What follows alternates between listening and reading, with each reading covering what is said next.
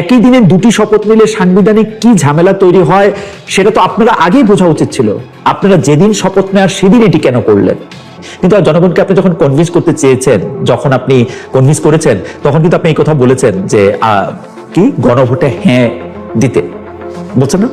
তো গণভোটে হ্যাঁ দিলে আবার পরের ইয়াটাতে আপনি শপথটা আপনি নিলেন না কেন? যেটা ডোনাল্ড ট্রাম্প দিছিলেন বাংলাদেশের উপর, ওইটা 1% কমানোর জন্য 9 তারিখ উনি একটা চুক্তি করছে। উনি 9 তারিখ চুক্তি করতে কইছে কে দিছে তার চুক্তি করার ক্ষমতা? তারেক রহমানের সরকার নিয়ে বলার আগে তারেক রহমান যখন হবু প্রধানমন্ত্রী তখন একটা প্রেস ব্রিফিং করেছিলেন, সেখানে তাকে ইলেকশন ইঞ্জিনিয়ারিং নিয়ে একটা প্রশ্ন করেছিলাম। আমি সরলভাবে তাকে এই প্রশ্নটি করেছিলাম যে আপনি বলেছিলেন যে এই নির্বাচন আপনার জন্য সহজ হবে না, কিন্তু নির্বাচনে ফল পাওয়ার পরে আমরা দেখলাম যে এই নির্বাচন আপনার জন্য যথেষ্ট সরল হয়েছে, কারণ আপনি 200-র বেশি আসন পেয়েছেন।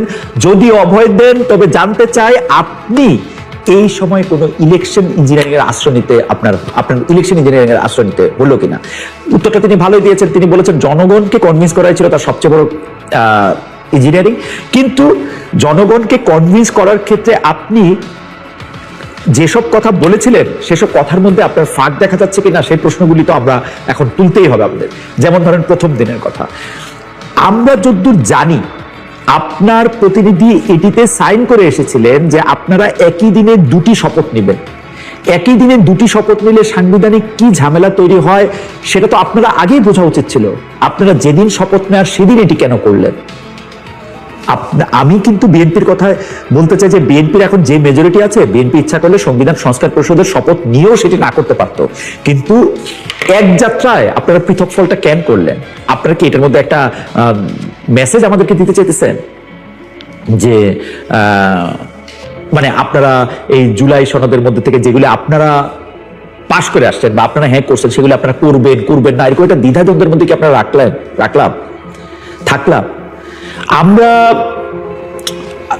মানে ইলেকশন ইঞ্জিনিয়ারিং নিয়ে আপনার অবস্থানটা আমরা পরিষ্কার বুঝলাম। আপনার জনগণকে নিজেদের পক্ষে আনা এবং তাদের কনভিন্স করার ছিল আপনার জন্য ইঞ্জিনিয়ারিং। কিন্তু জনগণকে আপনি যখন কনভিন্স করতে চেয়েছেন, যখন আপনি কনভিন্স করেছেন, তখন কিন্তু আপনি এই কথা বলেছেন যে কি গণভোটে হ্যাঁ দিতে বলছেন না?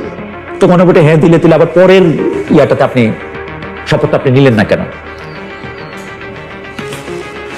তার মানে আপনি তো এই কথাটা আপনি বলতে চেয়েছেন যে আপনি আসলে জনগণকে কনভিন্স করে ক্ষমতায় এসেছেন, এবং জনগণকে কনভিন্স করার আগে আপনি যতগুলি কথা বলেছেন সেই কথাগুলি আসলে আপনি মিন করে বলছেন না।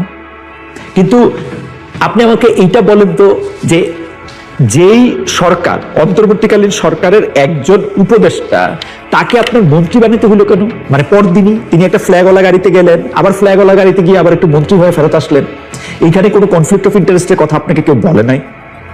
আপনাকে কেউ বলে নাই যে এখানে একটা সাংঘাতিক রকমের কনফ্লিক্ট অফ ইন্টারেস্ট হতে যাচ্ছে বা কনফ্লিক্ট অফ ইন্টারেস্টের জায়গা? এতে করে এরকম মনে হইতে পারে যে আমরা যদি শব্দগুলিকে পাশাপাশি বসাই, ইলেকশন ইঞ্জিনিয়ারিং, এই সরকারের মধ্যেকার একজন উপদেষ্টা, তারে আবার আপনি একটা মন্ত্রী বানাবেন। বলা হয় এই সরকারের উপদেষ্টা হয় ইন্ডিয়ার লোক নাহলে আমেরিকার লোক। মানে এটা কিরকম? আমাকে কেউ বলছে যে পুরো বিএনপিতে নাকি আরেকজন পররাষ্ট্রমন্ত্রী হওয়ার মতো লোক নাই, সেই জন্য তাকে নেওয়া হয়েছে। সিরিয়াসলি? ডক্টর খলিলুর রহমানের আসলে ক্রেডিটটা কি? ডক্টর খলিলুর রহমান ক্ষমতা ছাইরা, মানে এই সরকারের ইলেকশন হচ্ছে 12 তারিখে, 9 তারিখে উনি তড়িঘড়ি করে মার্কিন যুক্তরাষ্ট্রের সাথে একটা চুক্তি করে আসছেন 1% ট্যারিফ কমানোর জন্য।